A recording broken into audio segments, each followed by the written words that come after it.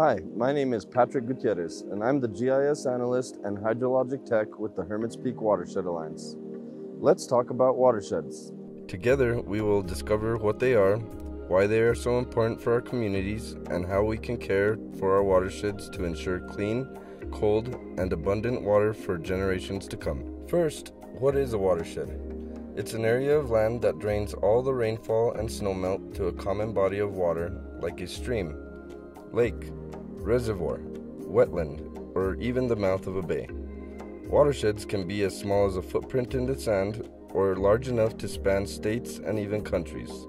They encompass the ridgetops to the valley bottoms. Small watersheds are called subwatersheds, which make up larger ones. The Gainas, Mora, Sapeo, and Tecolote are subwatersheds you may be familiar with. These watersheds make up even larger Rio Grande Basin. The Rio Grande Basin drains all watersheds within it to the Gulf of Mexico. Watersheds are much more than just water.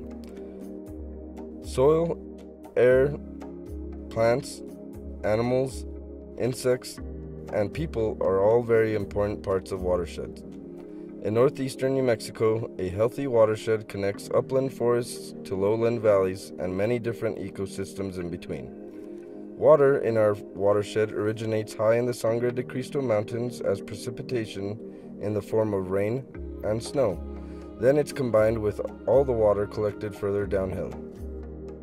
The amount of precipitation we receive is dictated by seasonal weather, climatic conditions like snowfall, monsoon rains, drought, and even climate change. Some of that water gets evaporated. Some travels deep underground to aquifers.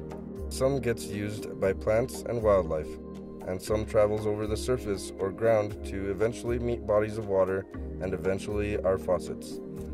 How we utilize and share our water, the condition of the land and drainages it flows through, and what it comes in contact with all impact the quality and quantity of it. Watersheds connect people to their natural environment and to each other because water flows through us all.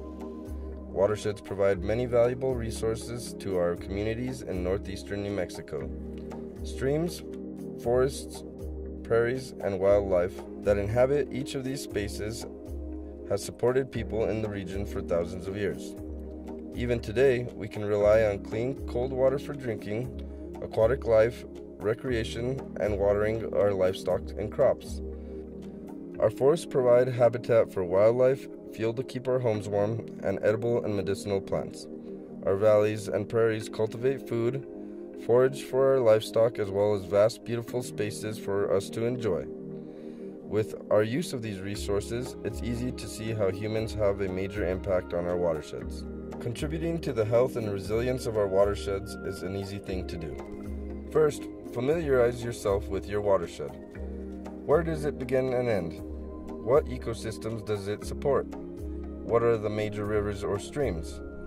How do you, your family, neighbors, and community use its resources? What does a healthy watershed look like, and what are some watershed issues you're familiar with? Then, see what you can do to improve the condition of the land. Here are some important watershed principles to consider. Plants across the landscape are the most important part of keeping watersheds healthy. If the ground is bare or has little vegetation, water is not able to infiltrate and get cleaned in the soil. Instead, it rapidly flows over the surface and erodes the land. Erosion of bare ground carries sediment pollution to our rivers and degrades soil health. Plant and maintain vegetation to cover the land to protect our watersheds. By managing all land to produce more vegetation, we all benefit. Riparian vegetation is what grows along waterways. It is the most important type of vegetation to protect water quality and quantity. It keeps streams cool and limits evaporation. It holds stream banks together. It provides organic material to feed aquatic organisms and provides critical habitat to fish and wildlife. Streams, rivers, and wetlands should all have vibrant willow and cottonwood, among lots of other lush plants along their borders. Protect riparian vegetation from excessive livestock use. Don't remove vital willows or cottonwoods. Participate in a willow or cottonwood planting. Better yet, host one.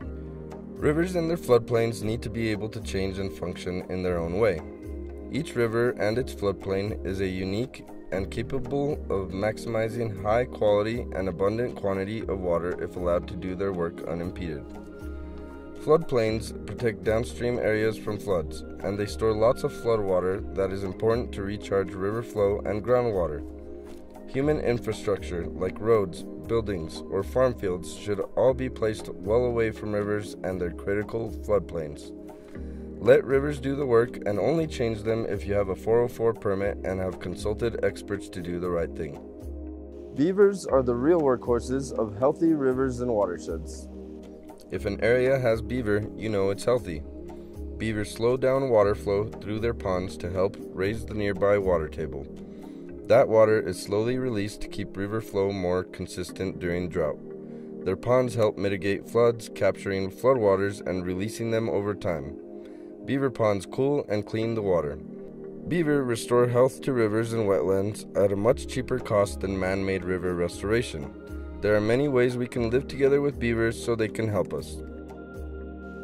Roads and infrastructure have a major impact on our rivers and streams. Since the impacts are often complex, this needs some study on how to properly construct dirt roads and maintain them. Avoid building roads that cross or closely parallel streams and avoid building roads in floodplains. Livestock are an important part of our livelihood and culture here in northeastern New Mexico.